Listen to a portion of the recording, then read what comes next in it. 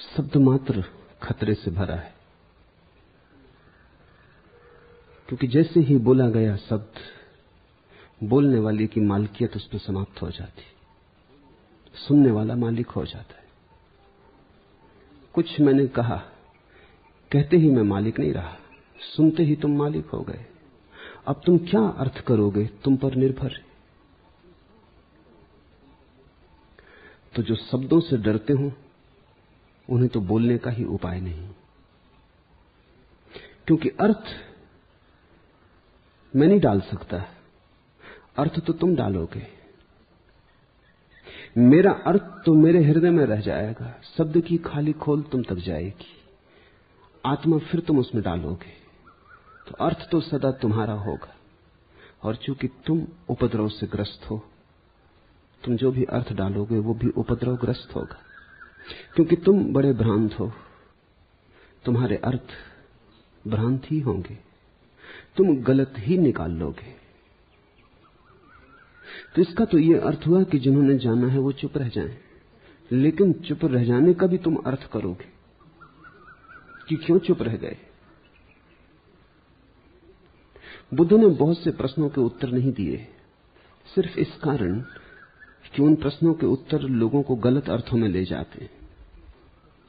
तो बुद्ध के मरने के बाद जो सबसे बड़ा विवाद बुद्ध के अनुयायियों में उठा वो ये था कि बुद्ध इन प्रश्नों के संबंध में चुप क्यों रह गए। और बुद्ध धर्म का जो खंड खंड टुकड़े हुए वो उनके चुप रह जाने की वजह से हुए। क्योंकि किसी ने कहा कि वो चुप रह गए क्योंकि जो उन्होंने जाना वो शब्द में प्रकट करने योग्य न था। किसी ने कहा वो चुप रह गए क्योंकि वहां जानने को ही कुछ नहीं, प्रकट करने का सवाल ही नहीं। किसी ने कहा वो चुप रह गए क्योंकि उन्हें पता ही नहीं चला, तो बोलते क्या।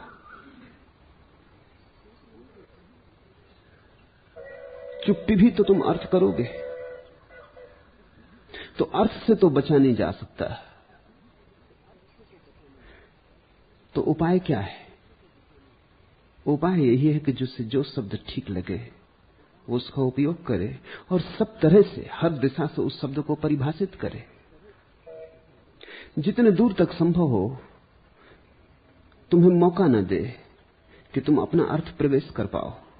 इस तरह की परिभाषा करे, सब तरफ से इस तरह का पहरा बिठाए शब्द पर। फिर भी अगर तुम गलत अर्थ करना चाहो तो करोगे ही, लेकिन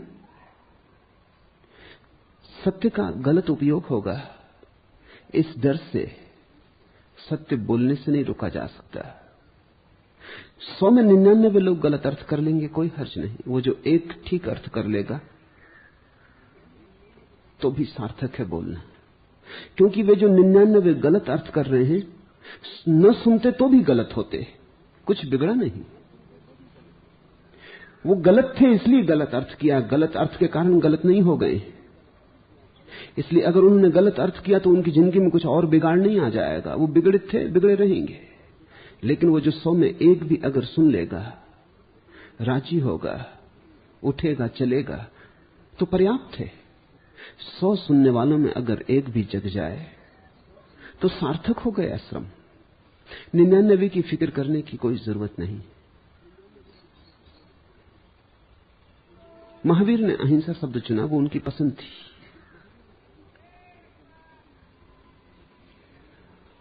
उनकी पसंद के बहुत कारण हैं। एक कारण है कि प्रेम और भक्ति के नाम पर चलने वाला संप्रदाय बिल्कुल विकृत हो गया था। अब अगर प्रेम की ही वो बात करते तो उस संप्रदाय से पृथक अलग खड़े होने की कोई सुविधा न थी।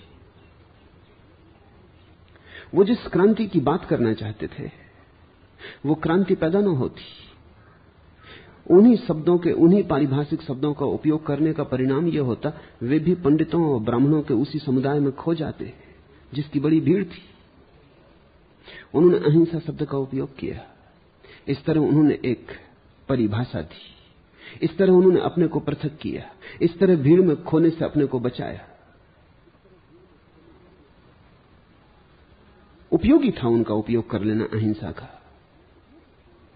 लेकिन इन 2500 सालों में अहिंसा शब्द को बड़ा मूल्य मिल गया है। उस मूल्य से फिर वैसी की वैसी स्थिति खड़ी हो गई। अब अहिंसा शब्द का उपयोग करने का अर्थ है अहिंसा की कतार में खड़े हुए लोगों की भीड़ में खो जाना। तो जिस कारण से महावीर ने अहिंसा शब्द का उपयोग किया, उसी कारण से मैं अहिंसा शब्द का उपयोग नहीं कर सकता हूं। कारण वही है। मैं प्रेम शब्द का उपयोग करना चाहूंगा। इन 2500 सालों में प्रेम शब्द खो गया, उपयोग में नहीं आया। जैसे किसी ने अपने खेत को कुछ वर्षों के लिए बंजर छोड़ दिया हो, खेती न की हो, तो जिस खेत पर बार बार खेती की गई है उसकी उपजाऊपन नष्ट हो जाता है। वो जो खाली पड़ा रहा खेत है वर्षों तक, उसने फिर उपजाऊ शक्ति को अर्जित कर लिया है। तो प्रेम शब्द फिर उपयोगी हो गया है। उस शब्द में फिर प्राण डाले जा सकते हैं। 2500 साल के अंतराल ने, इस 2500 साल में बुद्ध, महावीर और गांधी तक अहिंसा शब्द की बड़ी महिमा गाई गई। अहिंसा शब्द पर काफी खेती हो चुकी। अब वहां कुछ भी पैदा नहीं होता। अब तो डर यह है कि जितने बीज तुम डालोगे वो भी लौटेंगे। इसलिए मैं उस खेत की नजर करता हूं, उस खेत की तरफ जिस पे इन 2500 वर्षों में खेती नहीं हुई। प्रेम शब्द का आध्यात्मिक अर्थ उपयोग नहीं किया गया है, उसका उपयोग कर लेना जरूरी है। मैं ये नहीं कहता हूं कि सदा ये सार्थक रहेगा, जल्दी ही इस खेत में से भी उपजाऊपन नष्ट हो जाएगा, तब नए नए शब्द खोजने होंगे। वो आने वाले लोग चिंता करें। नए शब्द सदा जरूरी रहते हैं, क्योंकि नए शब्दों के साथ मनुष्य में नई चेतना का संचार होता है। और कभी कभी पुराने, बहुत दिन तक उपयोग न किए गए शब्दों का पुनः उपयोग उपयोगी होता है, क्योंकि वो फिर नए हो गए होते हैं। इतने दिन तक पड़े रहे खाली, बिना फसल बोए, फिर क्षमता को अर्जित कर लेते हैं। तो प्रेम शब्द ने क्षमता अर्जित कर ली। फिर कुछ और बातें हैं। अहिंसा शब्द नकारात्मक है, उसमें नहीं पर जोर है। महावीर का जोर नहीं पर था, मेरा जोर नहीं पर नहीं। मेरे लिए आस्तिकता स्वीकार में, हां के भाव में, नहीं पर जीवन के स्तंभ नहीं रखे जा सकते। और जिसने नहीं के घर में रहना शुरू किया वो सिकुड़ जाता है। और जैन धर्म अगर सिकुड़ गया तो उसका कोई और कारण नहीं, नहीं के घर ने मार डाला। बुद्ध ने भी नहीं शब्दों का उपयोग शुरू किया था।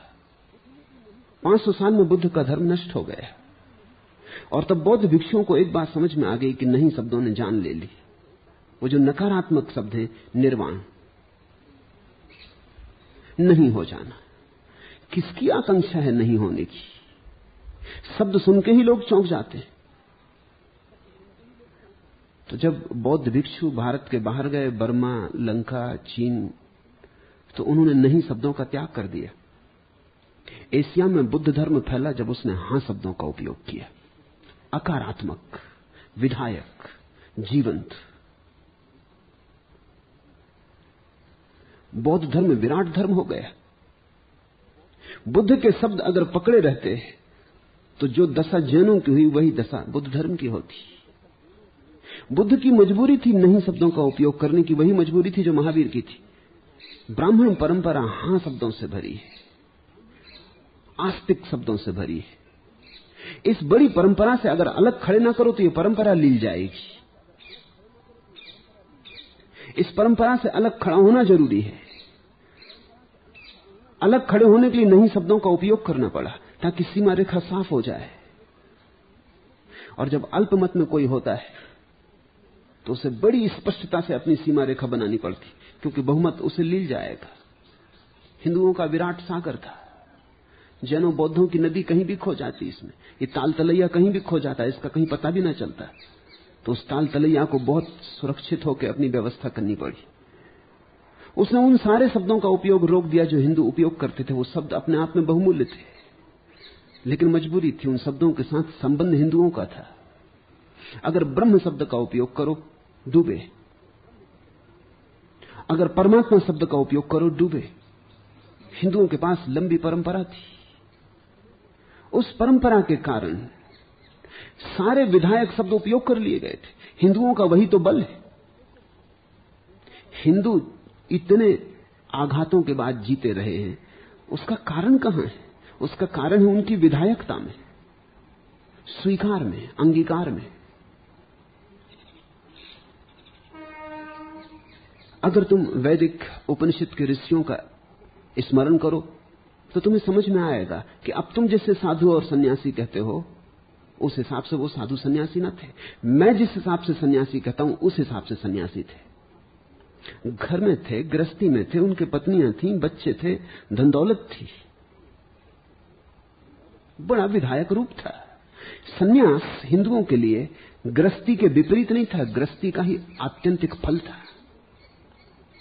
ऐसा नहीं था कि घर को छोड़कर जो चला गया वो सन्यासी, नहीं, जिसने घर पूरा कर लिया वो सन्यासी, जो घर में पूरा पूरा जी लिया और पार हो गया। जीवन के अनुभव एक एक सोपान की तरह चढ़ गया, वो सन्यासी। सन्यास हिंदुओं के लिए जीवन का अंतिम शिखर था। पहले ब्रह्मचर्य, फिर गारहस्थ, फिर वानप्रस्थ, फिर सन्यास। ऐसी जीवन में एक क्रमबद्धता थी, एक विकास था। बहुत वैज्ञानिक बात थी। पहले संसार को ठीक से अनुभव तो कर लो, भोग की पीड़ा तो जानो ताकि तुम त्यागी हो सको, धन की व्यर्थता तो जानो ताकि विराग का जन्म हो सके, इस देह की नश्वरता को तो पहचानो, शास्त्रों से नहीं, जीवन अनुभव, सभी को अनुभव हाथ आ जाता है। तो हिंदुओं के हिसाब से सन्यास जीवन विरोधी न था, जीवन का नवनीत था। जिन्होंने जीवन को जिया वे उस नवनीत को उपलब्ध हुए। दूध है, उसे जमाओ, दही बनाओ, दही का मंथन करो, मक्खन निकालो, मक्खन को गरमाओ, घी बनाओ, ऐसा सन्यास था, घी की तरह। फिर घी का तुम कुछ भी नहीं कर सकते। तुमने कभी ख्याल किया, घी के बाद कोई गति नहीं है। घी को तुम कुछ और नहीं बना सकते। दूध दही हो सकता है, दही मक्खन बन जाता है, मक्खन घी बन जाता है, लेकिन अब तुम घी को कुछ भी नहीं बना सकते, पराकाष्ठा।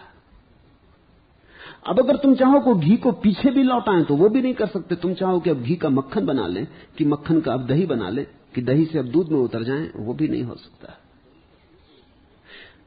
तो हिंदुओं के लिए तो सन्यास तो घी की तरह था, वो आखिरी बात थी जिससे पीछे लौटना नहीं होता, जिसके आगे जाना नहीं है, और उस तक जिसे पहुंचना है उसे ये सारी सीढ़ियां पार करनी होंगी। इस सनातन धर्म के बीच महावीर का आविर्भाव हुआ। ये परंपरा सड़ गई थी, गल गई थी। सभी परंपराएं एक दिन सड़ जाती, गल जाती। ये जीवन का स्वाभाविक धर्म है। जैसे हर जवान बूढ़ा हो जाता है, फिर हर बूढ़ा मर जाता है, फिर एक दिन अस्थि लेके हम जाके जला आते। ठीक ऐसी ही संस्कृतियां पैदा होती हैं, धर्म पैदा होते हैं, जवान होते हैं, बूढ़े होते हैं, मरते। लेकिन जिस बात को हम सामान्यतः जीवन में कर लेते हैं, मां मर गई तो बहुत प्रेम था, फिर भी क्या करोगे? रोते हो, धोते हो, रोते जाते हो, अर्थी बांधते जाते हो, करोगे क्या? रोते जाते हो, अर्थी लेके चल पड़ते हो, रोते जाते हो, जला आते हो। इतनी हिम्मत हम धर्मों के साथ ना कर पाए कि वो भी जवान होते हैं। जब जवान होते हैं तब उनका मजा। और जब हिंदू धर्म शिखर पर था तो उसने उपनिषद जैसे शास्त्रों को जन्म दिया, महाकाव्य पैदा हुआ, सब तरफ गीत गूंज उठा हिंदू धर्म का। प्राणों में पुलक थी, उत्साह था, जवानी थी। फिर हिंदू धर्म बूढ़ा हुआ। जब हिंदू धर्म बूढ़ा हुआ और मर गया या मरने के करीब था, मरना समय था, तब बुद्ध और महावीर का आविर्भाव हुआ। अब इस मरते आदमी के साथ उनको किसी भी तरह का संबंध जोड़ना खतरनाक था। ये तो मर ही रहा था, इसके साथ संबंध जोड़ने का अर्थ था तुम पहले से ही मौत से जुड़ गए। स्वभाव तो उन्होंने नए शब्द खोजे। तुम देखो, जैनों ने संस्कृत भाषा तक का उपयोग न किया। शब्दों की तो बात अलग, उस भाषा में भी बोलने में खतरा था, क्योंकि भाषा के सब संबंध थे। अब अगर संस्कृत का महावीर उपयोग करते तो उपनिषदों से ऊंचा गीत और क्या गा पाते? पराकाष्ठा हो गई थी। संस्कृत ने अपनी आखिरी ऊंचाई पा ली थी। संस्कृत ने शिखर छू लिया था। अब इसके पार जाने का कोई उपाय न था। इस मंदिर पर कलश चढ़ चुका था। तो महावीर ने संस्कृत का उपयोग न किया। महावीर ने प्राकृत का उपयोग किया। संस्कृत पंडित की भाषा थी, सुसंस्कृत की, अभिजात की। महावीर ने दीन की, गरीब की, लोकजन की भाषा का उपयोग किया। ध्यान रखना, जब भी नया धर्म आता है तो उनके द्वारा आता है जो पुराने धर्म के कारण दलित थे, पीड़ित थे। जो पुराने धर्म के कारण प्रतिष्ठित थे वो तो नए धर्म को क्यों चुनेंगे? उनका तो पुराने धर्म के साथ बड़ा संबंध है, उनके तो बड़े स्वार्थ हैं। तो स्वभावतः ब्राह्मण आंदोलित होगा महावीर के विचारों से, ये तो संभव न था। क्षत्रिय आंदोलित हो सकता था, वैश्य आंदोलित हो सकता था, शूद्र आंदोलित हो सकता था। क्षत्रिय भी बहुत आंदोलित नहीं हुआ क्योंकि उसके भी संबंध बहुत गहरे ब्राह्मण से जुड़े थे। ब्राह्मण सबके ऊपर था, लेकिन वस्तुतः तो क्षत्रिय ही ऊपर था जिसके हाथ में तलवार है। क्षत्रिय के कारण और आज्ञा से ब्राह्मण ऊपर रह सकता था। नाम मात्र को ब्राह्मण ऊपर था, वस्तुतः तो क्षत्रिय ऊपर था। तुम कितना ही बात करो कि संतों की महिमा थी, लेकिन उस महिमा को भी जब तक राजा आके चरण न छूता, कौन महिमा थी? राजा आके चरण छूता था तो संत की महिमा थी। तो संत दीवाने रहते थे कि कितने राजा किसके पास आते। तो क्षत्रिय भी प्रतिष्ठित था। इसलिए जैन धर्म अगर बनियों का धर्म हो गया तो कुछ आश्चर्य नहीं। वैश्य सर्वाधिक प्रभावित हुए, शूद्र बहुत कम प्रभावित हुए, क्योंकि प्रभावित होने के लिए थोड़ी समझ तो चाहिए। क्षत्रिय के स्वार्थ थे, ब्राह्मण का तो कोई उपाय न था कि वो जैन बने। इस बनने में कोई सार न था। अभी भी तुम देखते हो हिंदुस्तान में जो लोग ईसाई बनते, कोई बिरला, सिंघानिया, साहू, कोई ईसाई बनते। ईसाई बनता है शूद्र, गांव का गरीब, आदिवासी। जिनका निहित स्वार्थ है वो किस लिए ईसाई बनेंगे? ईसाई तो वो बनता है जो हिंदू धर्म से पीड़ित है, परेशान है, जो हिंदू धर्म से नहीं दे सका है, उसका आश्वासन ईसाईयत देती। तो महावीर और बुद्ध दोनों ने कहा कोई वर्ण नहीं है। लेकिन शूद्र तो इतना दलित था कि उसे ये शब्द भी समझ में ना आ सकते थे। उसको तो शास्त्र पढ़ने की मनाही थी, उसको तो कोई शिक्षा भी ना थी। इसलिए स्वभाव था, ब्राह्मण आ नहीं सकता था, क्षत्रिय को आने का कोई कारण न था, उसके हाथ में तलवार और बल था। शूद्र समझ नहीं सकता था, और शूद्र को भीतर लाने में खतरा भी था, क्योंकि वो वैश्य नहीं घुसने देता था शूद्र को, क्योंकि वो छिड़कता था। उसकी भी धारणा तो हिंदू की थी। अगर क्षत्रिय आता तो वैश्य स्वीकार कर लेता, वो ऊपर का था। ब्राह्मण आता तो भी स्वीकार कर लेता। शूद्र से उसे भी अड़चन थी, वो उससे भी नीचे था। इसलिए वैश्य शूद्र को घुसने न देगा। इसलिए जैन धर्म वैश्यों का धर्म हो गया, दुकानदारों का धर्म हो गया। स्वभावतः महावीर को इनकी भाषा का उपयोग करना पड़ा, लोक भाषा का। बुद्ध ने भी वही किया, उन्होंने भी लोक भाषा का उपयोग किया। उन्होंने पाली चुनी, क्योंकि वो प्राकृत चुनते तो महावीर के साथ बंध जाते। इसे थोड़ा सोचना चाहिए। महावीर बुद्ध से कोई 30 साल उम्र में बड़े थे। महावीर पहले आ गए थे, 30 साल वो काम कर चुके थे। ब्राह्मण संस्कृत बोलते थे, महावीर ने प्राकृत चुनी थी। बुद्ध को दोनों उपाय न रहे थे, एक ही क्षेत्र में थे दोनों, लेकिन बुद्ध ने पाली चुनी ताकि साफ साफ व्याख्या हो सके, भेद हो सके। भाषा से बड़ा भेद और किसी चीज से पैदा नहीं होता। तुम जानते हो, जब कोई आदमी तुम्हारी भाषा नहीं समझता तो तुम अजनबी हो गए, एकदम अजनबी हो गए।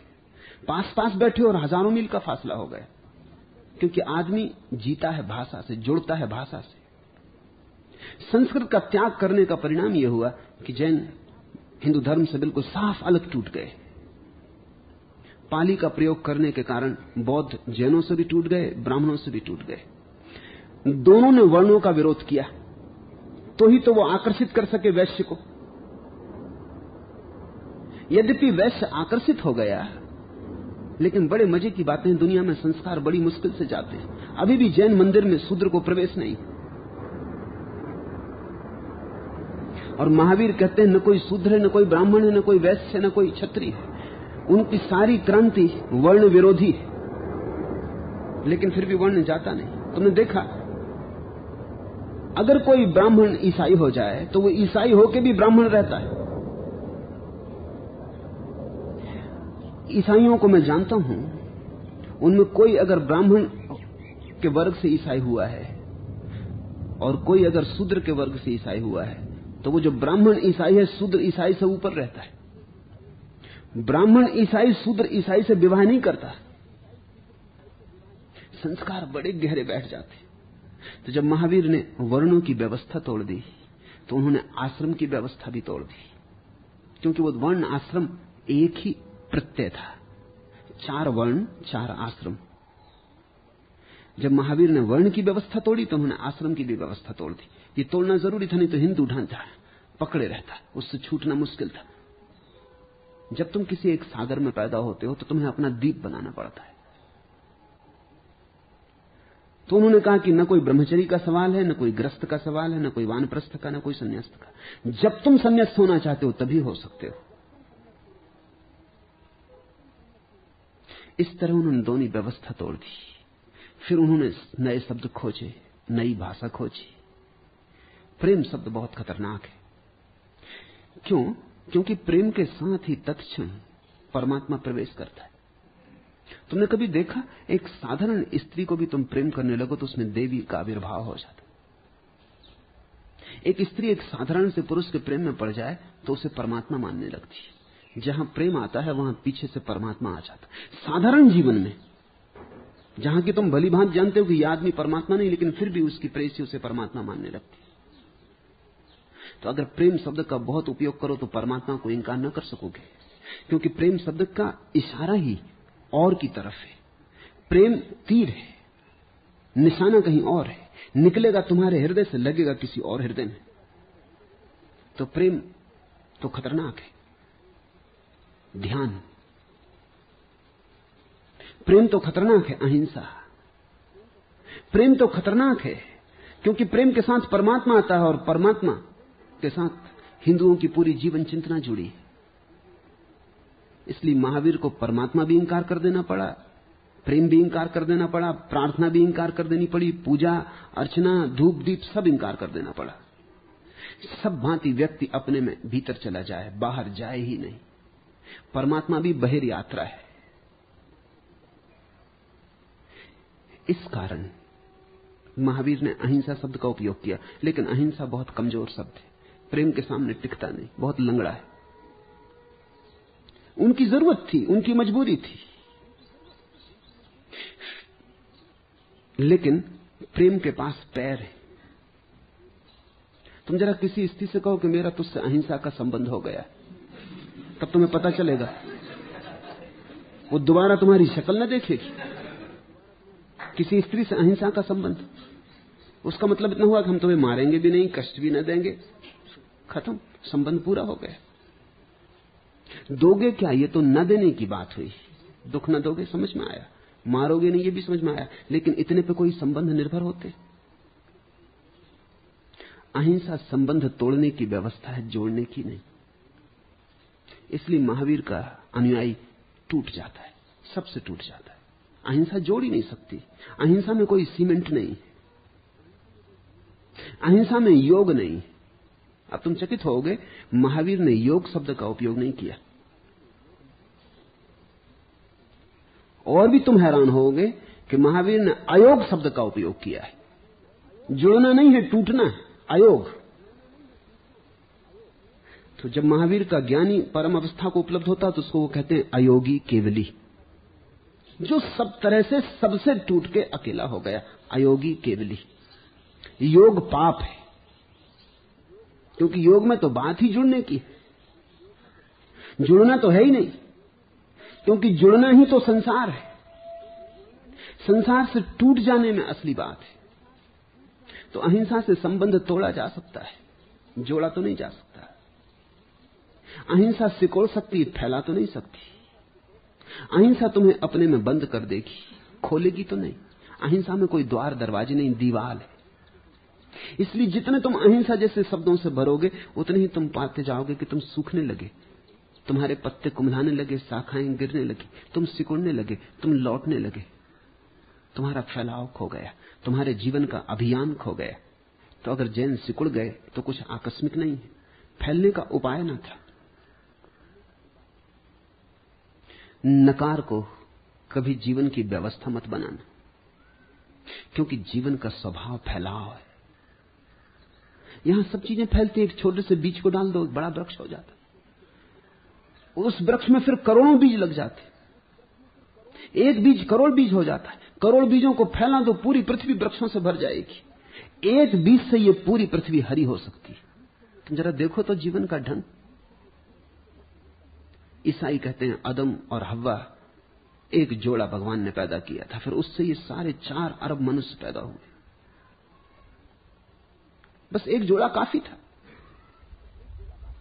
यहूदियों की कथा है कि परमात्मा बहुत नाराज हो गया था। एक बार लोग भ्रष्ट हो गए थे, तो उसने सारी पृथ्वी को महाप्रलय में डुबा दिया।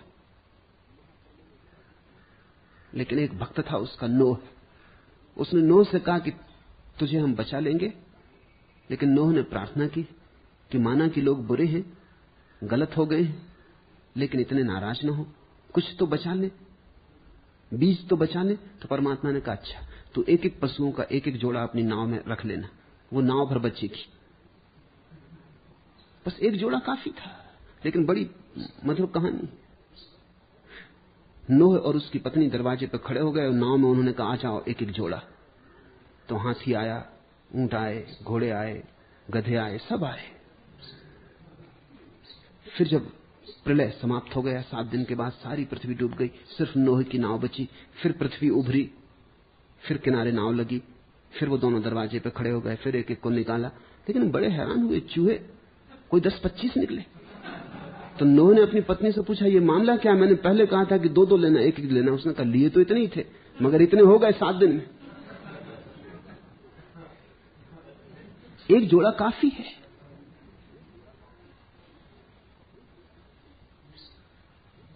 उतने बचाने से सारी प्रकृति, सारी पृथ्वी बच गई।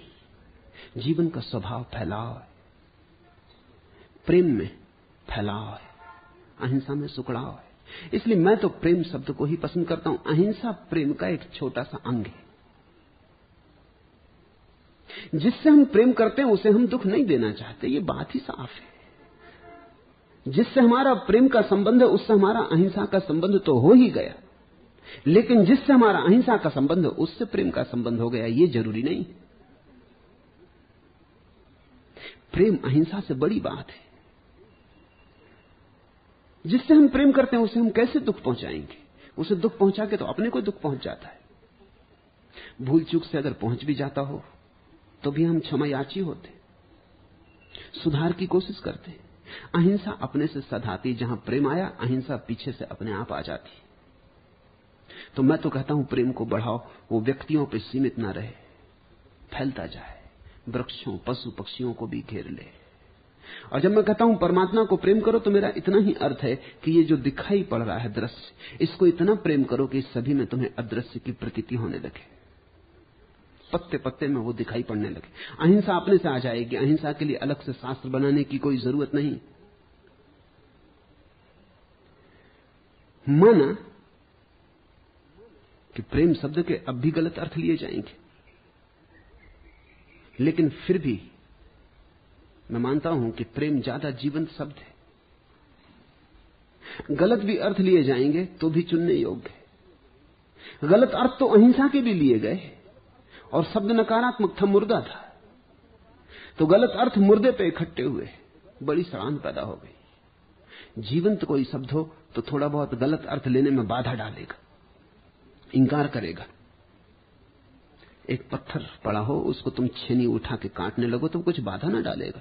एक जिंदा बच्चा हो तो उछलेगा, कूदेगा, चीखेगा, चिल्लाएगा, मोहल्ले पड़ोस के लोगों को इकट्ठा कर लेगा अगर छेनी उठाओगे इसके ऊपर। प्रेम जीवंत है, अगर तुम उसे बदलोगे तो इतनी आसानी से ना बदल पाओगे, शोरगुल मचाएगा।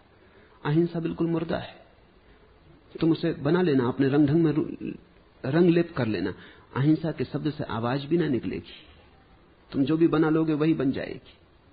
नकार हमेशा ही सावधान होने योग्य है। अभाव है नकार, अभाव पर इतना जोर मत देना,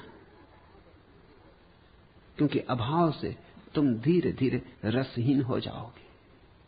अभाव को देखते देखते तुम भी धीरे धीरे बुझ जाओगे। महावीर की मजबूरी थी, उन्होंने चुना, लेकिन उनकी मजबूरी से मैं बंधा हुआ नहीं। उन्होंने ठीक माना होगा, उनकी परिस्थिति में जो उन्हें ठीक लगा होगा किया होगा, लेकिन उनकी परिस्थिति मेरे ऊपर कोई बंधन नहीं। यही तो मुझे सुविधा है, मेरे ऊपर किसी का बंधन नहीं। अगर जैन महावीर पे बोलेगा तो उसको अड़चन होगी, वो हिम्मत नहीं जुटा पाता, उसको महावीर का बंधन मान के चलना पड़ता है। जो महावीर ने कहा वो हर हालत में ठीक होनी चाहिए, उस दिन के लिए भी ठीक होना चाहिए, आज भी ठीक होना चाहिए। मैं कहता हूं उस दिन जरूर ठीक रहा होगा, क्योंकि महावीर जैसा बुद्धिशाली व्यक्ति जब इस शब्द को चुना था तो बहुत सोच के चुना होगा। लेकिन महावीर कोई सदा के लिए आदमी को बांध नहीं गए। कौन बांध जाता है, कौन बांध सकता है? मेरे लिए कोई मजबूरी नहीं है, इसलिए मैं पतंजलि पे भी बोलता हूं तो भी मेरी कोई मजबूरी नहीं, कोई बंधन नहीं है। कोई मैंने ऐसा नहीं कि पतंजलि ने जो कहा है वो ठीक ही कहा है। आज के लिए तो मैं फिक्र नहीं करता, आज के लिए तो मैं जो कहूंगा मैं मानता हूं ज्यादा ठीक है। उन्होंने अपने समय के लिए कहा होगा, जैसे वो अपने समय के लिए कहने के हकदार थे, वैसा अपने समय के लिए कहने के लिए मैं हकदार। निश्चित ही मैं ये नहीं कहता कि मैं जो कह रहा हूं वो सदा सदा सही रहेगा, कभी ना कभी सड़ जाएगा, मरेगा, तब कोई ना कोई उसे बदलेगा, बदलना ही चाहिए। इस जगत में कोई भी व्यक्ति सभी के लिए सदा के लिए निर्णायक नहीं हो सकता, नहीं तो मनुष्य की स्वतंत्रता महिमा मर जाएगी। गुनो सुनो समझो, लेकिन कभी भी अंधी लकीरें मत पीटो। स्थिति तो करीब करीब आज भी वही है, प्रेम शब्द गलत समझा जाएगा, लेकिन मेरे साथ भेद है। मैं कोई नया धर्म खड़ा करने में उत्सुक नहीं, नई भाषा खड़ी करने में उत्सुक नहीं, नया शास्त्र निर्मित करने में उत्सुक नहीं। शास्त्र तो बहुत है, धर्म भी बहुत है, भाषाएं भी बहुत है। अब तो हमें कुछ खोज करनी चाहिए कि सभी धर्मों के भीतर जो सार है वो हमारी पकड़ में आ जाए। तो मैं ये नहीं, मेरी चेष्टा वही नहीं है जो महावीर की थी। तो महावीर हिंदू से डरे थे, मैं डरा हुआ नहीं हूं। बुद्ध महावीर से भी डरे हुए थे, मैं डरा हुआ नहीं। मैं न ईसाई से डरा हुआ हूं, न मुसलमान से डरा हुआ हूं, न हिंदू से, न जैन से, न बौद्ध से। किसी से डरे होने का कोई कारण नहीं। हां, अगर मुझे कोई नया धर्म स्थापित करना हो तो भय आ जाएगा, क्योंकि फिर मुझे ख्याल रखना पड़ेगा, सारे बाजार का ख्याल रखना पड़ेगा। मेरी चीज कुछ नई होनी चाहिए, पृथक होनी चाहिए, उसमें गंध रंग अलग होना चाहिए, ट्रेडमार्क का अलग होना चाहिए, तो ही टिक पाएगी बाजार में, अन्यथा खो जाएगी।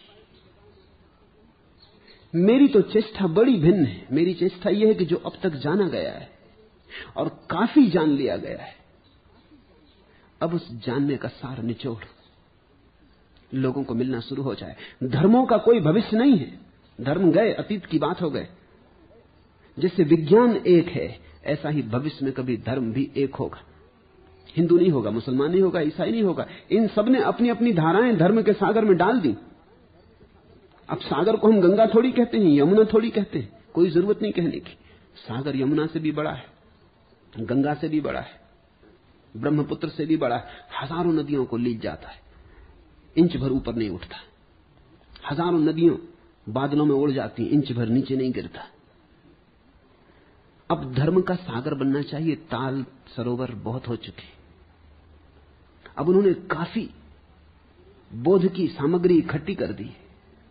अब कोई जरूरत नहीं कि हिंदू मुसलमान से लड़े, कि जैन हिंदू से लड़े। अब तो जरूरत है कि जैन हिंदू और मुसलमान और ईसाई और सिख के बीच जो सारभूत है वो प्रकट हो जाए, ताकि धर्म का विज्ञान बने। अब विज्ञान विज्ञान है, न ईसाई है, न हिंदू है, न मुसलमान है। कोई ईसाई भी अगर वैज्ञानिक सत्य खोजता है तो उस सत्य को हम ईसाई तो नहीं कहते। आइंस्टीन ने रिलेटिविटी का सिद्धांत खोजा, सापेक्षता का सिद्धांत खोजा, इसको हम ईसाई तो नहीं कहते, यहूदी तो नहीं कहते, मुसलमान तो नहीं कहते। मुसलमान खोजे तो भी वो विज्ञान, हिंदू खोजे तो भी विज्ञान, यहूदी खोजे तो भी विज्ञान। तो धर्म के संबंध में भी कोई भी खोजे, वो उस एक ही परम सत्य की तरफ इशारे। अंगुलियों को छोड़ो, अब चांद को देखो। मेरी चेष्टा है कि तुम्हें अंगुलियों से छुड़ाऊं और चांद को दिखाऊं, क्योंकि सभी अंगुलियां उसी चांद की तरफ बता रही। हां, किसी अंगुली पर हीरे जड़ा हुआ श्रृंगार है, कोई अंगुली काली कलूठी है, कोई दुर्बल है, कोई बड़ी सुंदर है, युवा है, कोई बूढ़ी है, कोई अति प्राचीन है, कोई अभी छोटे बच्चे की तरह, नए नए पल्लव की भांति। मगर ये सारी अंगुलियां जिस चांद की तरफ उठी हैं वो एक है। हमने अंगुलियों पर अब तक बहुत ध्यान दिया, अब अंगुलियों को छोड़ें और चांद पर ध्यान दें, इशारा समझें। तो मैं तो प्रेम शब्द का उपयोग जारी रखूंगा। खतरा तो है, लेकिन खतरे से क्या घबराना? खतरे से घबरा घबरा के ही तो आदमी नपुंसक हो गया है। हर जगह खतरे से बच रहे हैं। धीरे धीरे तुम पाओगे जिंदगी से भी बच गए, क्योंकि जिंदगी स्वयं खतरा है। जो प्रेम से बचेगा आज नहीं कल जिंदगी से भी बचेगा। जिंदगी में भी खतरा है। मौत तो जिंदगी में ही घटेगी, कभी तुमने सोचा? मेरी बूढ़ी नानी थी, वो सदा डरती थी कि मैं हवाई जहाज में न जाऊं।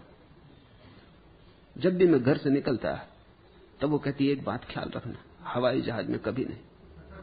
मैंने उसको कहा कि तू डरती क्यों हवाई जहाज? उसने कहा कि अखबार में खबर आती, गिर गया, लोग मर गए।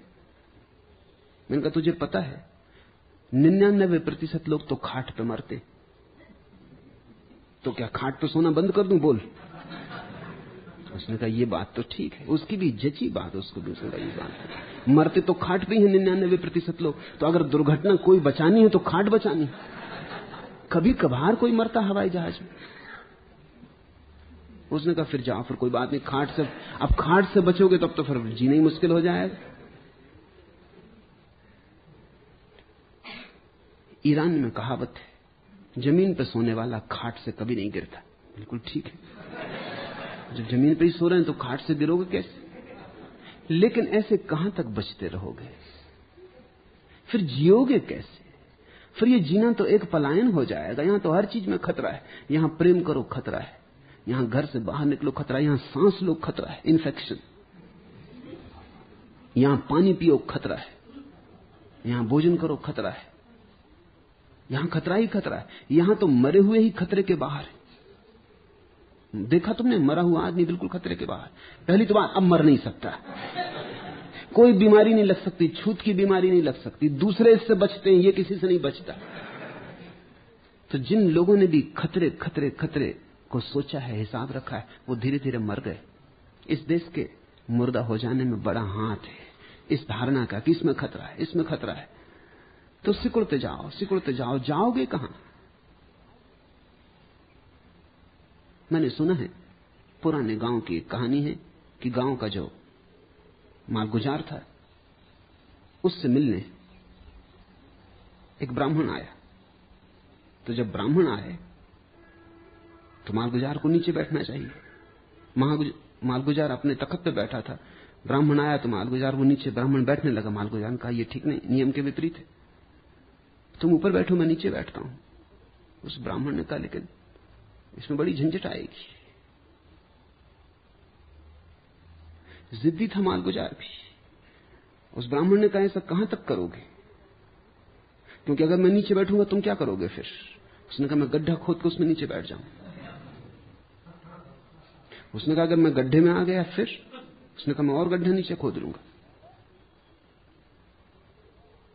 उस ब्राह्मण ने कहा मैंने अगर और गड्ढा खोद दिया तो उस मालगुजार ने कहा फिर गड्ढे को पूर के मैं घर चला जाऊंगा, फिर क्या करूंगा? जब मेरे पीछे ही लगे रहोगे तो तुमको गड्ढे में पूर के मैं घर चला जाऊंगा। ऐसे कहां तक भागते रहोगे? कहीं तो भय को गड्ढे में दबाना पड़ेगा, कहीं तो उसको पूरना पड़ेगा। ये मुझे पता है कि प्रेम खतरनाक शब्द है, सभी जीवंत शब्द खतरनाक होते हैं। अहिंसा क्लिनिकल है। अहिंसा बिल्कुल अस्पताल में धोया पोंछा साफ सुथरा शब्द है, उसमें रोगाणु है ही नहीं। जीवाणु ही नहीं है तो रोगाणु कहां से है?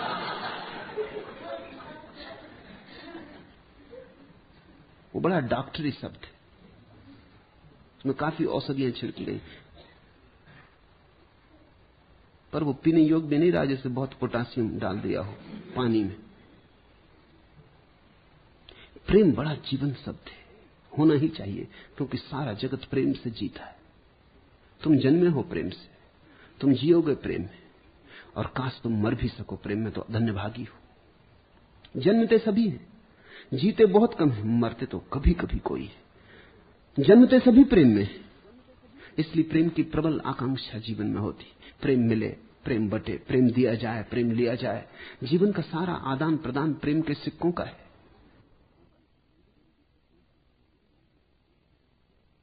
प्रेम दिया जाए, प्रेम लिया जाए। जीवन का सारा आदान प्रदान प्रेम के सिक्कों का है। सारा आदान प्रदान प्रेम के सिक्कों का है।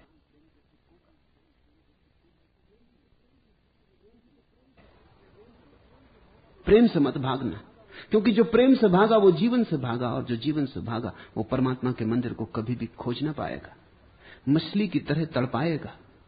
एहसास तुझे पायाबी का, जीना है तो अपने दरिया में इनकाने तला तुम रहने दे। घबरा मत तूफानों से।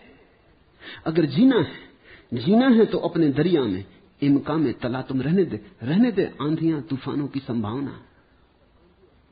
अगर आंधी और तूफान की सारी संभावना काट दी तो दरिया दरिया न रह जाएगा, छिछला हो जाएगा। मछली की तरह तड़पाएगा एहसास तुझे पायाबी का, फिर उथला पानी तुझे मछली की तरह तड़पाएगा। तूफान रहने दो, क्योंकि तूफानों से टक्कर लेके ही जीवन निखरता है। तूफानों में से गुजर के ही जीवन का निखार आता है।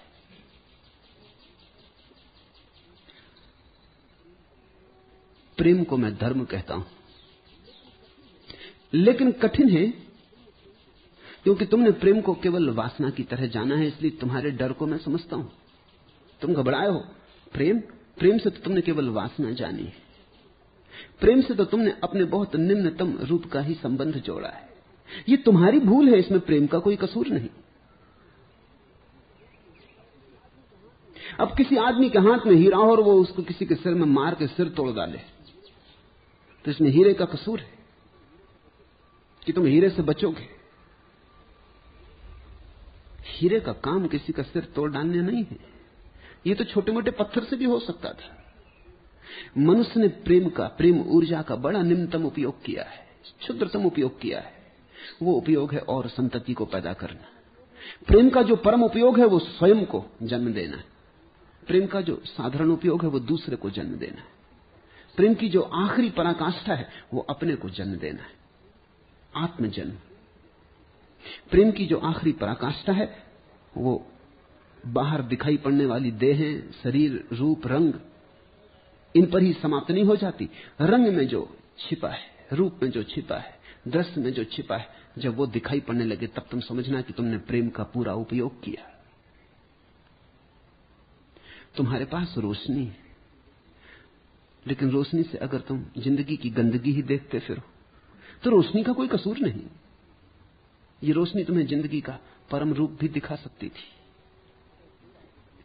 है तेरा हुस्न जब से मेरा मरकजे निगाह, हर शय है एतबारे नजर से गिरी हुई।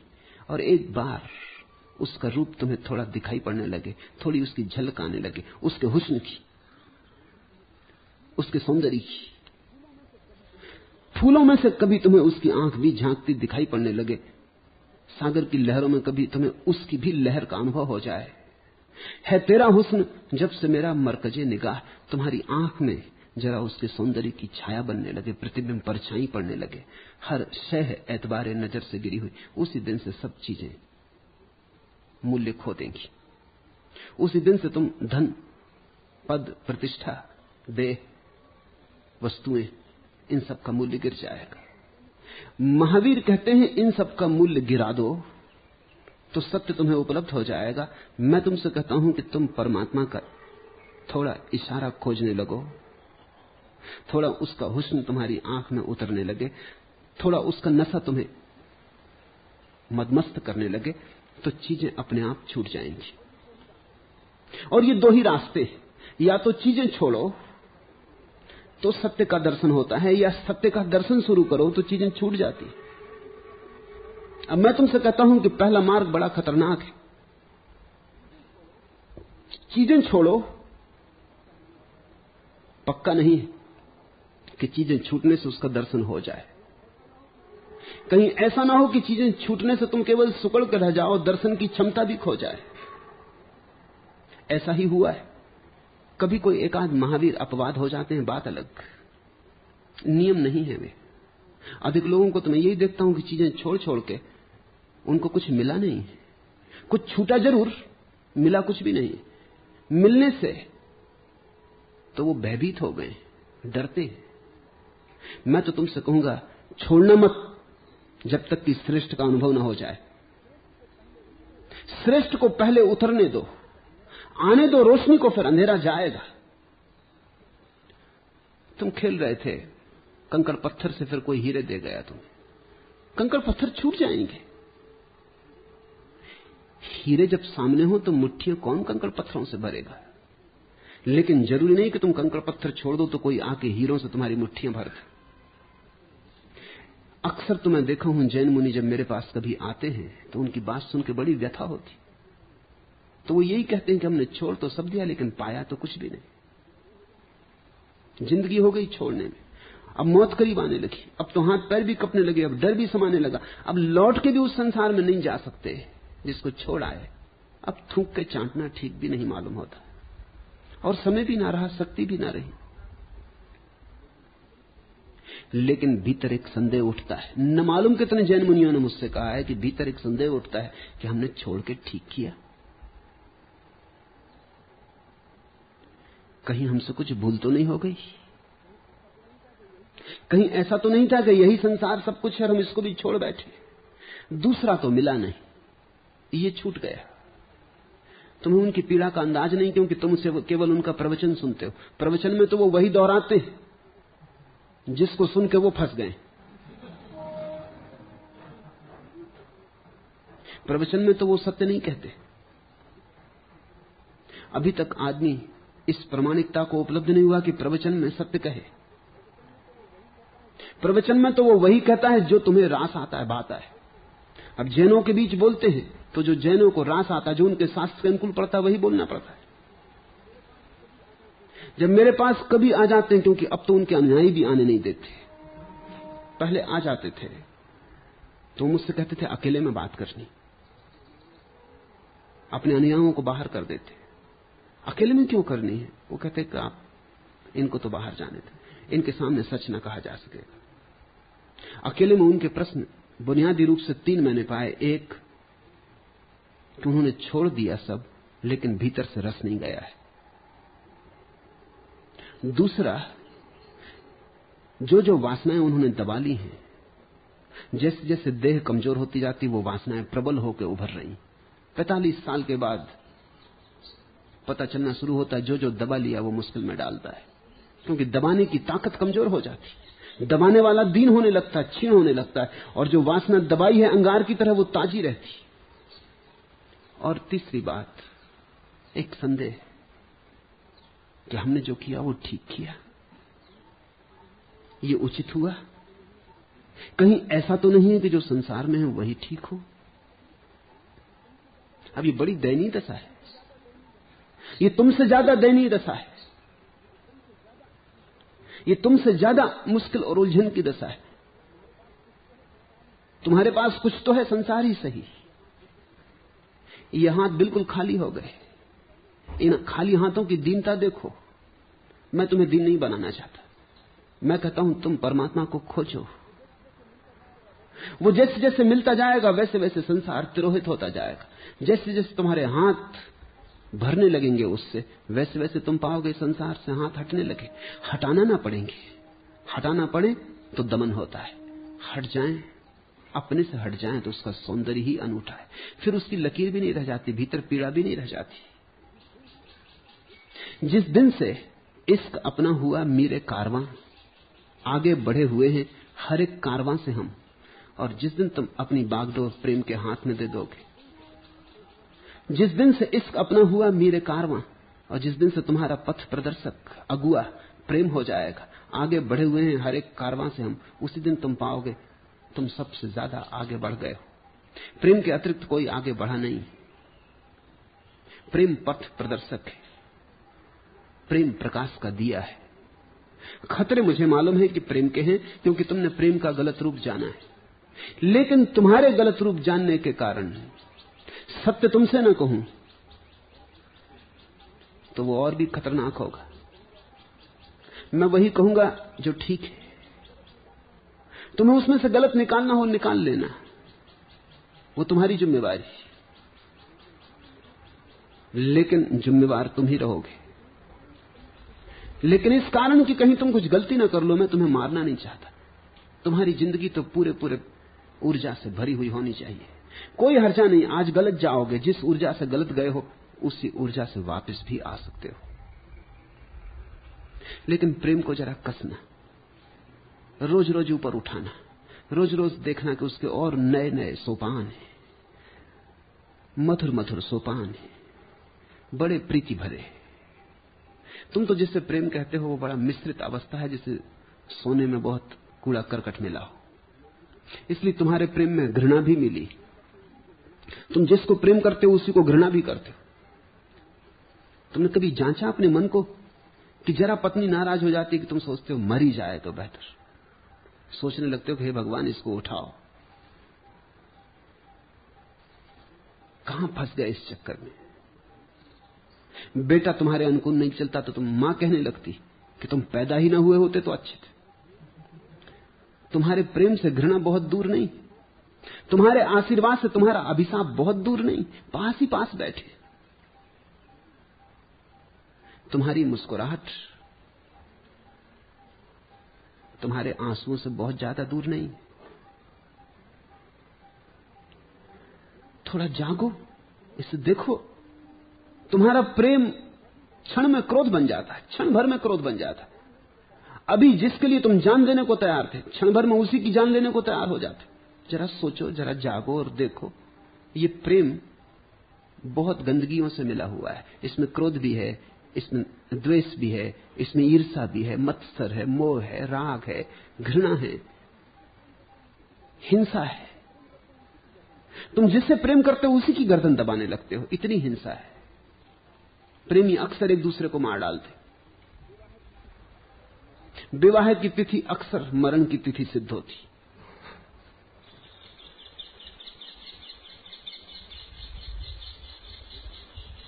एक आदमी का विवाह हो रहा था, राह पर एक मित्र मिल गया, कल विवाह होने वाला था। उस मित्र ने कहा बड़ी बधाइयां।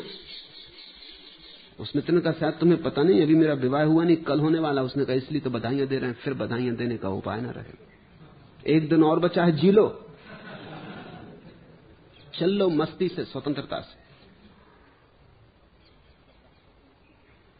अगर राह पे तुम स्त्री पुरुष को चलते देखो तो तुम तत्क्षण कह सकते हो कि पति पत्नी है या नहीं। पति डरा डरा चल रहा है, नीचे नजर रख के चल रहा है, इधर उधर देखता नहीं क्योंकि झंझट खड़ी हो जाए। ये प्रेम गर्दन को काट जाता है।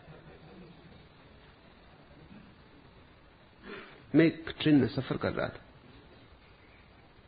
एक महिला मेरे साथ उस डब्बे में थी। उसका पति भी था, लेकिन वो किसी दूसरे डब्बे में था, पर वो हर स्टेशन पे आता है। तो मैंने उससे पूछा कि मुझे शक होता है ये पति हो नहीं सकते। उसने कहा क्यों? वो थोड़ी चौंकी।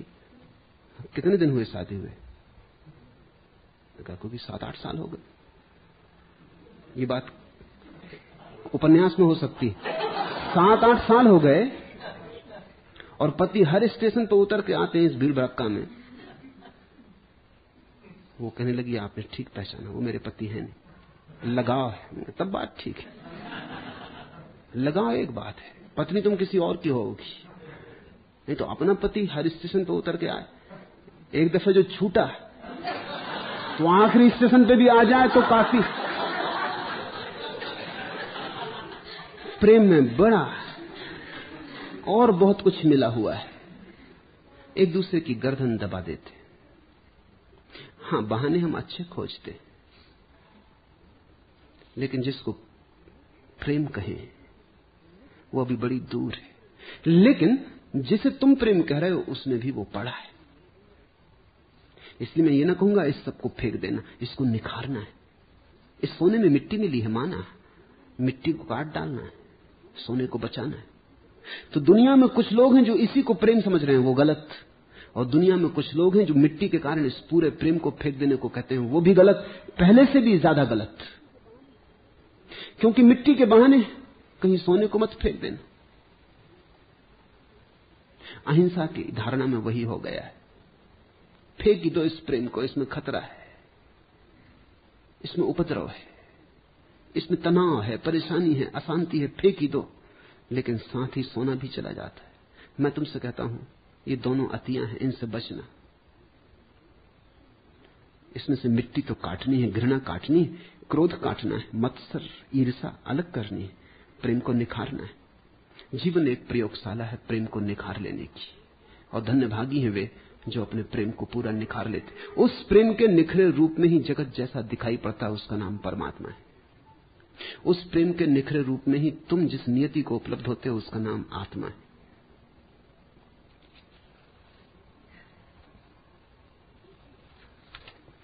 दूसरा प्रश्न, जो दिया तूफान से बुझ गया, उसे फिर जला के क्या करूं? जो स्वभाव स्वप्न में खो गया, उसे वापस जगा के क्या करूं? आप कहते हैं तो मान लेता हूं कि मैं ही परमात्मा हूं, लेकिन जो परमात्मा घर से ही भटक गया, उसे घर वापस बुला के क्या करूं? ऐसा प्रश्न बहुतों के मन में उठता है, स्वाभाविक है। लेकिन तुम जीवन की जटिलता को नहीं समझ रहे हो। स्वभाव इसीलिए खो गया है क्योंकि बिना खोए तुम उसे जान ही ना सकोगे। वो जानने की प्रक्रिया है। जो तुम्हारे पास है, सदा से है, सदा से है, सदा से, तुम उसके प्रति अंधे हो जाते। उसे खोना जरूरी है ताकि तुम पा सको। पाने के लिए खोना अनिवार्य है। खो के भी तुम वस्तुतः थोड़ी खोते हो, क्योंकि स्वभाव तो वही है जो खोया ना जा सके। विस्मरण का नाम खोना है। तुम भूल गए हो, और ये भूलने की बात अत्यंत आवश्यक है समझ लेनी। भूलने का अर्थ ये नहीं है कि तुम कुछ और हो गए हो जो तुम नहीं हो। भूलने का इतना ही अर्थ है कि तुमने कुछ और समझ लिया है। हो तो तुम वही जो हो। जैसे आज रात तुम यहां सो और सपने में देखो कलकत्ते में हो, तो कोई कलकत्ते पहुंच नहीं गए। कोई लौटने के लिए तुम्हें कोई हवाई जहाज नहीं पकड़ना पड़ेगा। कोई हिला के जगा देगा, तुम पुणे में जगोगे, कलकत्ते में नहीं जगोगे। तुम ये ना कहोगे कि ये क्या मुसीबत कर दी। तुम भाग के स्टेशन भी ना जाओगे कि अब मैं पकड़ूं ट्रेन पुणे जाने की, इस आदमी ने कलकत्ते में जगा दिया। सपने में कलकत्ते में थे, ये सिर्फ ख्याल था। असलियत में तो तुम पुणे में ही हो। परमात्मा को खोया जा नहीं सकता। हो तो तुम परमात्मा में ही। सपने तुम कोई भी देख लो, और सपना तुम्हारी स्वतंत्रता है। और सपने बड़े मधुर, और सपने एकदम बुरे भी नहीं, क्योंकि इन्हीं सपनों के माध्यम से तुम अपने से अपने को दूर कर लेते हो, फासला कर लेते हो, फिर मिलन का मजा आ जाता है। जैसे मछली सागर में ही रहती तो सागर को भूल ही जाती, सागर का पता ही नहीं चलता। जरा फेंक दो मछली को किनारे पर, तड़फती, तब उसे पहली दफा याद आती कि सागर क्या है। तुम अपने सपनों के तट पर तड़फ रहे हो। ये तड़फ तुम्हें फिर सागर में ले जाएगी। अब तुम पूछते हो कि क्या फायदा, जो दिया तूफान से बुझ गया। बुझा नहीं है। कोई तूफान तुम्हारे दिए को बुझा नहीं सकता, अन्यथा तूफान तो इतने हैं, कोई तूफान तुम्हारे दिए को नहीं बुझा सकता। किसको पता चल रहा है ये कौन कह रहा है कि क्या करूं उस दिए को फिर से जला के जिसको तूफान ने बुझा दिया। ये जो कह रहा है वही तो तुम्हारा दिया है, ये तुम्हारा जो चैतन्य भाव है। ये कौन कह रहा है कि क्या फायदा उस परमात्मा को खोजने से जो घर से ही दूर चला गया। मगर ये कौन है जो कह रहा है? यही तुम्हारा परमात्मा भाव है, ये साक्षी भाव, ये चैतन्य, ये ज्ञान, ये बोध, ये ज्योति। दिया बुझता नहीं, ये दिया बुझने वाला दिया नहीं। और बुझ जाता तो इसके जलाने के फिर कोई उपाय न थे। बुझ जाता तो तुम होते ही ना। बुझ जाता तो सोचने वाला भी ना होता कि कैसे इसे जलाऊं। तुम हो, तुम परिपूर्ण हो। सिर्फ एक सपने ने तुम्हें घेर लिया। एक बादल आ गया है और सूरज को ढांक लिया है। ये धूप छांव का खेल बड़ा मधुर है। इसलिए हिंदुओं की परिभाषा बड़ी अनूठी, वो कहते हैं लीला है। तुम इसको बड़ा काम समझ रहे हो कि खो दिया, आप क्या फायदा है। तुमने कभी बचपन में छियाछी नहीं खेली? 2 बच्चे छियाछी खेलते, दोनों आंख बंद करके खड़े हो जाते, छिप जाते, पता है कि यहीं छिपे हैं, इसी कमरे में छिपे। कई बार चक्कर लगाते हैं, खोजते हैं कहां छिपा है, बड़ा शोरगुल मचाते, और उन्हें पक्का पता है कहां छिपा है, क्योंकि घर ही कौन बड़ा है। वहीं कमरे में कहीं छिपा है, बिस्तर के नीचे चला गया है कि दीवार की ओट में खड़ा हो गया है, सब पता है। लेकिन फिर खेल का मजा चला जाता है। जब सब पता ही है तो थोड़ा दौड़ते हैं, धामते हैं, खोजते हैं, इधर उधर झांकते हैं, फिर पकड़ लेते। हिंदू कहते हैं ये जगत छियाछी है, लीला है। तुम ही अपने को खोज रहे हो, तुम ही अपने को छिपा रहे हो। तुम पूछोगे क्यों? क्यों खेलें छियाछी? मत खेलो। सारा धर्म वही तो कला सिखाता तुम्हें कि जिनको छियाछी नहीं खेलनी वो ध्यान करे, वो छियाछी के बाहर हो जाते। ध्यान का मतलब कुल इतना ही है, अगर थक गए, अब तुम्हें खेलना नहीं तो घोषणा कर दो कि अब हम खेल के बाहर होते हैं, अब हम जरा विश्राम करेंगे, या हमें भूख लगी, अब हम घर जाते। जिनको अभी खेलने में रस आ रहा है वो खेले, जिनको खेलने में अब थकान आने लगी है वो घर लौट जाएं। परमात्मा की खोज का मतलब इतना ही है कि अब बहुत हो गई छियाछी, अब थक गए, बस इतना ही स्मरण काफी है कि थक गए, विश्राम। जैसे दिन भर आदमी मेहनत करता है, रात सो जाता है। अब तुम ये तो नहीं कहते रात खड़े होकर कि अब क्यों सोएं जब दिन भर मेहनत की। तुम्हारी मर्जी, न सोना हो तो न सो, खड़े रहो। रात भर सो रहे, अब सुबह तुम्हें कोई उठाने लगे, तुम ये तो नहीं कहते कि नहीं उठेंगे, अब रात भर सो रहे, अब क्यों उठे। नहीं, सोने के बाद जागना है, जागने के बाद सोना है, दिन के बाद रात है, रात के बाद दिन है। ध्यान, संसार, परमात्मा, अरूप और उसके रूप, इन दोनों के बीच यात्रा है। ये खेल बड़ा मधुर है, बस खेलने की कला आनी चाहिए। और खेल में क्यों का तो सवाल मत उठाना, क्योंकि क्यों दुकानदार का शब्द है, खिलाड़ी का नहीं। अब 2 आदमी फुटबॉल खेल रहे हैं तो तुम पूछते हो क्या फायदा, इधर से गेंद उधर मारी, उधर से इधर मारी। अरे एक जगह रखो, बैठ जाओ शांति से। आदमी वॉलीबॉल खेल रहे हैं, तुमने देखा कैसा पागलपन करते, बीच में एक जाली बांध रखी, इधर से फेंक रहे उधर, उधर से फेंक रहे इधर। और इनकी तो छोड़ो ही, कई भीड़ लगा के खड़े हैं देखने के लिए। इतना सा काम हो रहा है, गेंद इधर से उधर फेंकी जा रही, ये तो 2 मशीनें लगा के भी कर सकते। इसमें सार क्या है? अगर दुकानदार है तो पूछेगा क्यों, इससे मिलेगा क्या, लेकिन तब चूक गए बात। मिलने का सवाल नहीं है, खेल में ही रस है। ये जो खेल की उमंग है, इसमें ही रस है। तिनके की तरह सैले हवादिस लिए फिरा, तूफान लेके आए थे हम जिंदगी के साथ। तूफान हमारे साथ आया है, जिंदगी तूफान है। इसमें बड़ी लहरें उठती, बड़ी आंधियां आती, फिर सन्नाटा भी छा जाता है। सन्नाटे के लिए आंधी जरूरी है, आंधी के लिए सन्नाटा जरूरी है। दोनों परिपूरक है। यहां मिलना भी है, खोना भी है, पाना भी है, बिछुड़ना भी है, याद भी है, विस्मृति भी है। ये दोनों पहलू हैं, 2 पंख हैं। इनसे ही जीवन के आकाश में उड़ने का उपाय है। यह हादसे कि जो एक एक कदम पर हायल हैं, खुद एक दिन तेरे कदमों का आसरा लेंगे। जमाना चीबा जमी है तो क्या बात है रविश, हम इस अताप पे कुछ और मुस्कुरा लेंगे। ये हादसे, ये घटनाएं जो हर कदम पे घट रही, ये पत्थर जो हर कदम पे अड़े हुए हैं, खुद एक दिन तेरे कदमों का आसरा लेंगे। घबराओ मत, ये पत्थर नहीं है, ये सीढ़ियां बन जाने वाली। ये भटकाव ही उसके पहुंचने का रास्ता बन जाने वाला है। ये दूर हो जाना ही पास आने का उपाय है। ये हादसे कि जो एक एक कदम पे हायल हैं, ये जो अड़े हैं पत्थर और घटनाएं और जीवन के उलझाव और बाजार और दुकान और तृष्णा और मोह और हजार हजार बातें, खुद एक दिन तेरे कदमों का आसरा लेंगे। घबराओ मत, खेले चले जाओ। अभी तुम ठीक से खेल समझे नहीं, अभी खेल का गणित नहीं आया। गणित आ जाएगा तो रस आने लगेगा, और तब इन पत्थरों पर चढ़ने में मजा आने लगेगा। तब तुम धन्यवाद दोगे इन पत्थरों को कि अच्छा किया कि तुम थे, अन्यथा कहां चढ़ते। अच्छा हुआ कि तुम थे, अन्यथा जीवन को जांचने की सुविधा कहां मिलती, अवसर कहां मिलता। जमाना चीमा जमी है तो बात क्या है रविश। और अगर जमाना बहुत क्रोध पे भरा है और चारों तरफ बड़ी अड़चन और मुसीबत है तो बात क्या है रविश। हम इस अताप पे कुछ और मुस्कुरा लेंगे, इस क्रोध पे थोड़ा और मुस्कुरा लेना। ये जो जमाना इतने उपद्रव खड़ा करता है, इस पे थोड़ा मुस्कुराना सीखो।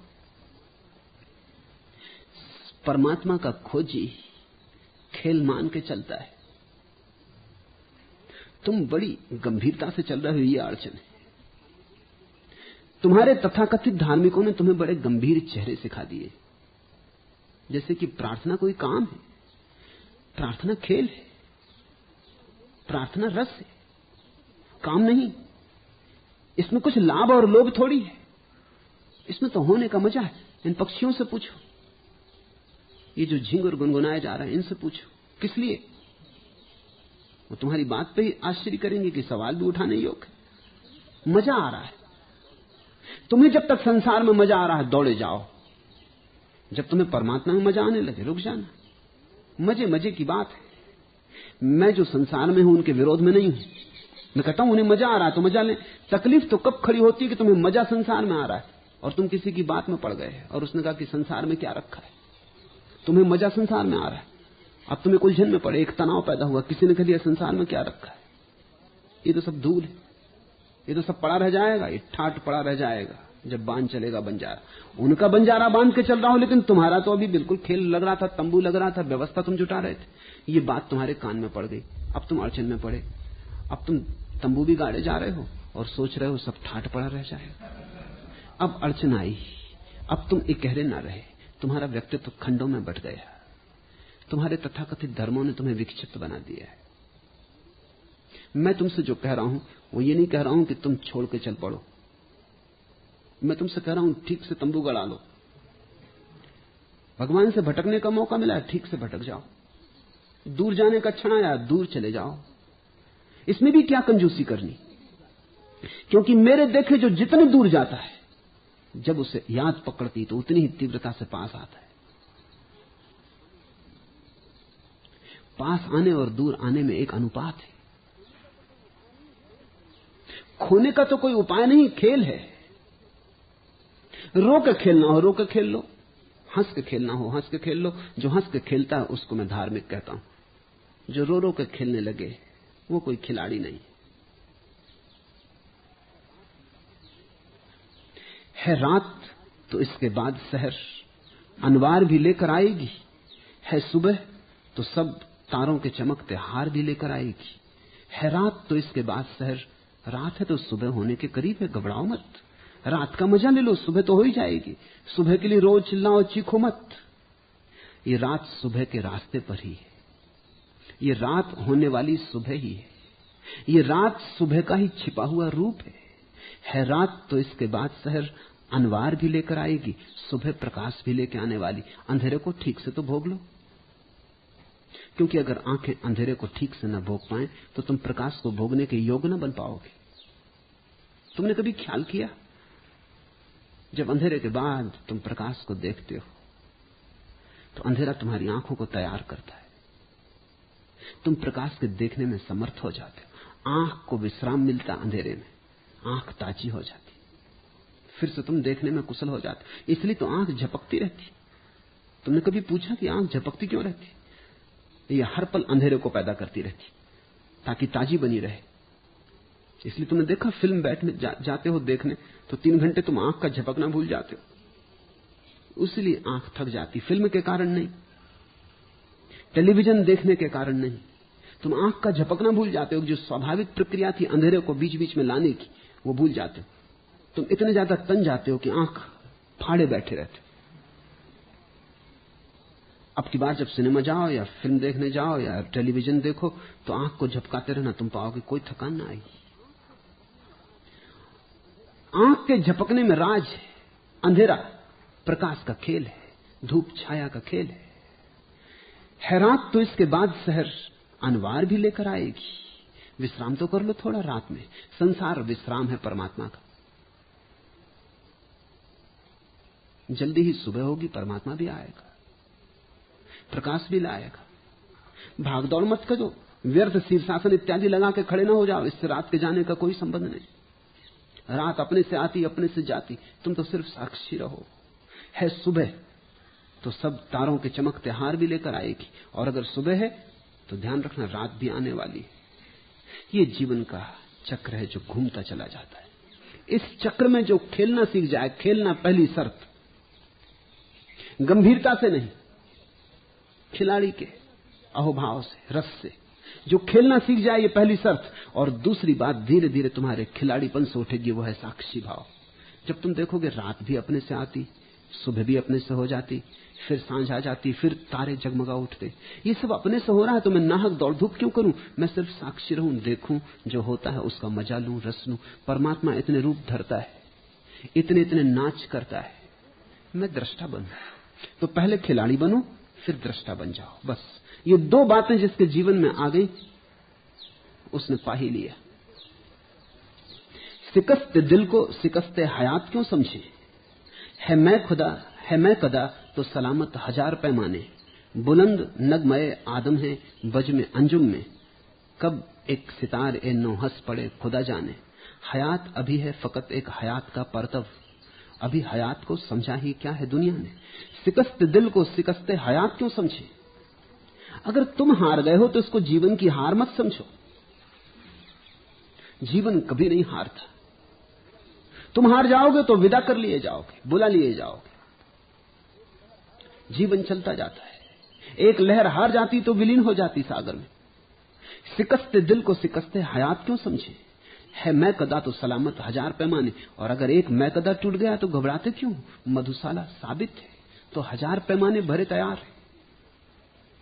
यहां छोटी छोटी चीजों से लोग घबरा जाते। किसी की पत्नी मर गई, वैराग्य का उदय हो गया, है मैं कदा तो सलामत हजार पैमाने, इतनी जल्दी क्या करते?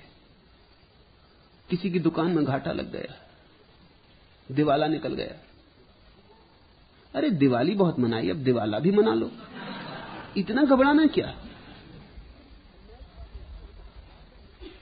है मैं कदा तो सलामत हजार पैमाने। हार के धर्म की तरफ, पराजय के भाव से, विफलता से, विषाद से कहीं कोई गया है? उदासी से तो रुग्णता आती, जीवन का स्वास्थ्य नहीं। धर्म की तरफ उदासी से नहीं, प्रसन्नता से, प्रफुल्लता से गए हुए ही पहुंचते हैं। बुलंद नगमय आदम है बज में अंजुम में, नक्षत्र मंडल में आदमी का गीत गूंज रहा है। कब एक सितारे नो हंस पड़े खुदा जाने, कब वर्षा हो जाएगी परमानंद की, पता नहीं, कभी भी हो सकती है। हयात अभी है फकत एक हयात का परतव। जिसे तुमने अभी जिंदगी समझा है वो तो केवल जिंदगी की छाया है। हयात अभी है फकत एक हयात का परतव, अभी हयात को समझा ही क्या है दुनिया ने। अभी तुमने जीवन का पूरा राज कहां सीखा? जल्दी मत करो, निर्णय मत लो कि क्या फायदा, जो दिया बुझ गया, अब इसको जलाने से क्या फायदा, और जो घर छूट गया उसको खोजने से क्या फायदा। ऐसे तो तुम थक के गिर जाओगे, ऐसे तो तुम जीते जी मुर्दा हो जाओगे। उठो, जीवन की यात्रा प्रफुल्लता से करनी है, और जब कुछ खोता हो तब भी समझ रखना यह भी कुछ पाने का उपाय होगा। आखिरी प्रश्न, तेरे गुस्से से भी प्यार, तेरी मार भी स्वीकार, चाहे खुशी दो कि दो गम, दे दो खुशी खुशी करतार। तेरी धूप हो कि छांव, मुझको दोनों है स्वीकार। तेरा सब कुछ मुझे पसंद, तेरा ना भी नहीं इनकार। शुभ है ऐसी ही भाव की दशा भक्त की दशा है। और जिसको ऐसे स्वीकार का भाव आ गया, अस्वीकार को भी स्वीकार करने की क्षमता आ गई, नहीं में भी दंश न रहा, हार में भी कांटे न चुभे, सुख आए कि दुख, दोनों को जिसने परमात्मा का उपहार समझ के स्वीकार कर लिया, उसका प्रसाद मान के स्वीकार कर लिया, उसकी मंजिल ज्यादा दूर नहीं। उसके पैर मंजिल के करीब आने लगे, उसका रास्ता पूरा होने के करीब आने लगा। इस भाव दशा को संभालना, इस भाव दशा को धीरे धीरे गहराना, ये तुम्हारे रोए रोए में समा जाए, ये तुम्हारी धड़कन धड़कन में बस जाए। जिनको हर हालत में खुश और साधमा पाता हूं मैं, उनके गुलशन में बहारे बेखिजा पाता हूं मैं। जो हर हाल में खुश है, उनके जीवन में वसंत आता है और पतझड़ कभी नहीं आती। वाह है वो आंख जिसे दीदिए मुस्ताक कहे, हाय वो दिल जो गिरफ्तार मोहब्बत में रहे। अगर तुम्हारे पास ऐसी प्रेम की भावदशा उठ रही है, ऐसी पहली झलकें आनी शुरू हुई है कि सुख और दुख दोनों को तुम प्रभु की अनुकंपा मान लो, तो फिर जल्दी तुम्हारे पास वैसे दिल का निर्माण हो जाएगा। हाय वो दिल जो गिरफ्तार मोहब्बत में रहे, वाह है वो आंख जिसे दीदिए मुस्ताक कहें। फिर तुम्हारी आंख परमात्मा को देख ही लेगी। यही तो अभिलाषी की आंख की परीक्षा है। सुख को तो सभी स्वीकार कर लेते, उससे कुछ पता नहीं चलता। दुख को भी जो स्वीकार कर लेता है, उससे ही पता चलता है। फूल गिरे सभी मान लेते हैं और प्रसन्न हो लेते हैं, लेकिन जब कांटे जीवन में आए तब भी जो मुस्कुराता रहता है। वाह है वो आंख जिसे दीदिए मुस्ताक कहें। आ गई वो आंख, वो अभिलाषी नेत्र, प्रभु के दर्शन करने की क्षमता वाले नेत्र। हाय वो दिल जो गिरफ्तार मोहब्बत में रहे। एक पागलपन आएगा, घबराना मत, ये पागलों की ही बात है। बुद्धिमान तो ठीक ठीक को स्वीकार करते हैं, बुद्धिमान तो सुख को स्वीकार करते हैं, दुख को इंकार करते हैं, फूल चुनते हैं, कांटे अलग करते हैं। ये तो दीवानों की बात है कि दोनों को स्वीकार कर लेते हैं। और मैं तुमसे कहता हूं, दीवानगी से बड़ी कोई बुद्धिमत्ता नहीं, क्योंकि जो सुख को स्वीकार करते हैं, दुख को अस्वीकार, उनके जीवन में दुख ही दुख भर जाता है। तुम्हारे अस्वीकार करने से दुख थोड़ी जाता, दुगना हो जाता। कांटा तो चुभा ही है, पीड़ा तो हो ही रही, तुम अस्वीकार करते हो, उससे पीड़ा और सघन हो जाती। कांटा चुभा है और तुम स्वीकार कर लेते हो, तुम कहते हो प्रभु की कोई मर्जी होगी, जरूर किसी कारण से चुभाया होगा। बायजीद निकलता था एक रास्ते से, पत्थर से चोट लग गई, वो गिर पड़ा, पैर से खून निकलने लगा। उसने हाथ उठाए आकाश की तरफ और प्रभु को धन्यवाद दिया कि धन्यवाद मेरे मालिक, तू भी खूब ख्याल रखता है। उसके भक्त ने पूछा, ये जरा जरूरत से ज्यादा हो गई बात, अतिशयोक्ति हुई जा रही, खून निकल रहा है, पत्थर की चोट लगी, धन्यवाद का कारण कहां है? बायजीद ने कहा, पागलो, फांसी भी हो सकती थी, उसका ख्याल तो देखो। अपने फकीरों का ख्याल रखता है, जरा सी चोट से बचा दिया। मैं जैसा आदमी हूं, उसको तो फांसी भी हो जाए तो कम, मेरे पाप मेरे गुनाह तो देखो। तो पैर में लगी चोट और बहता लहू भी अहोभाग्य हो गया। बायजीद 3 दिन से भूखा था, एक गांव में रुके। वो सांझ प्रार्थना जब करता था तो रोज कहता था, प्रभु जो भी मेरी जरूरत होती तू सदा पूरी कर देता। उस दिन भक्त जरा नाराज थे, 3 दिन से भूखे थे, किसी गांव में ठहरने को जगह न मिली, लोगों ने रुकने न दिया, लोग विरोध में थे। फिर भी उस रात उन्होंने कहा, आज देखें आज ये बायजीद क्या कहता। उसने फिर वही कहा, हे प्रभु तू भी खूब है, जब जो मेरी जरूरत होती पूरी कर देता। एक भक्त ने कहा, आप सुनो, 3 दिन से भूखे, क्या खाक जरूरत पूरी कर देता? बायजीद हंसने लगा। उसने कहा, तुम समझे ही नहीं, 3 दिन से भूख मेरी जरूरत थी, 3 दिन उपवास मेरी जरूरत थी, उसने पूरी की। देखो ऐसा आदमी दुख नहीं पा सकता, ऐसे आदमी को कैसे दुख दोगे? परमात्मा भी बड़ी उधड़बन में पड़ जाता होगा ऐसे आदमी के साथ कि अब करो क्या? ये आदमी तो जीतने लगा, ये तो अच्छी में हाथ आगे मारने लगा, इसको दुखी करने का उपाय न रहा। और सुख तभी उत्पन्न होता है जब दुखी होने का उपाय नहीं रह जाता। अगर तुमने सुख पकड़ा और दुख छोड़ा तो तुम धीरे धीरे पाओगे तुम्हारा सुख भी दुख हो जाता, पकड़ने वाले का सुख भी दुख हो जाता, क्योंकि वो डरता है कहीं छिन न जाए। छिनेगा तो ही। कौन सुख स्थायी होता है? आया है जाएगा, पानी की लहर।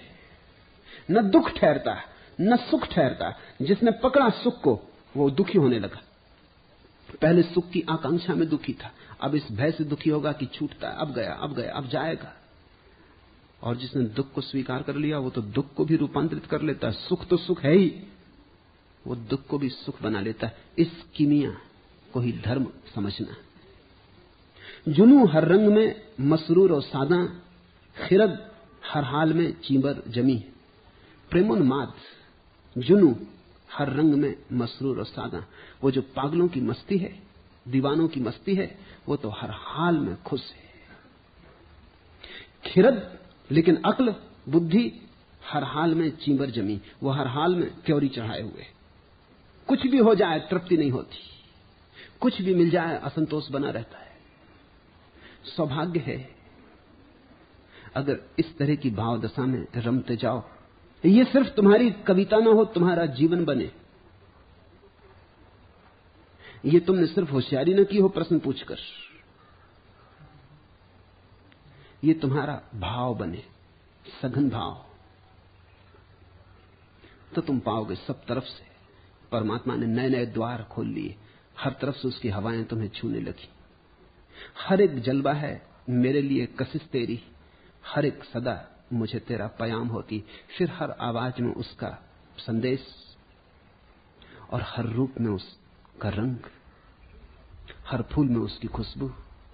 तुम तैयार हो जाओ और यही तैयारी का ढंग है। इसे तुम 24 घंटे स्मरण रखो। जल्दी ही दुख भी आएंगे, स्मरण रखना। सुख भी आएंगे, स्मरण रखना। तुम हर हालत में सभी कुछ उसी को समर्पण किए चले जाना। तुम कहना सब तेरे हैं, सब तेरे भेजे। और जल्दी ही तुम पाओगे तुम्हारे जीवन में सुख दुख की उधेड़बुन खो गई और एक परम शांति विराजमान हो गई। ऐसी शांति जो पृथ्वी की नहीं, ऐसी शांति जो केवल स्वर्ग की। आज इतना है।